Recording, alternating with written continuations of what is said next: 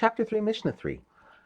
The biblical prohibition against cooking on Shabbat applies only when using heat that has fire as its source. Cooking with heat from the sun is not biblically considered cooking, since this is not how cooking is normally done. This Mishnah discusses cooking not directly over fire or under the sun, but by the heat of an object or substance that itself had been heated by fire or by the sun. We now turn to the words of the Mishnah. We may not place an egg next to a hot kettle on Shabbos in order that it should roll, i.e. become slightly cooked, even though the kettle is not on fire. This is because it is biblically forbidden not only to cook directly over fire, but even by the heat of something that itself has been heated by fire.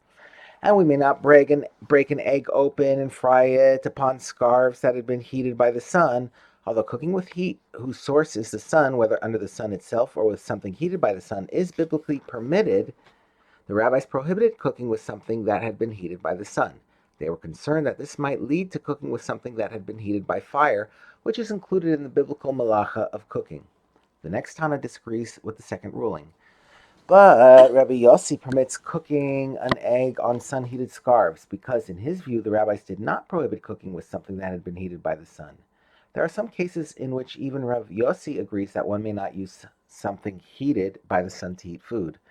But we may not bury an egg in the sand or in the dust of roads that have become hot by the sun in order to roast it.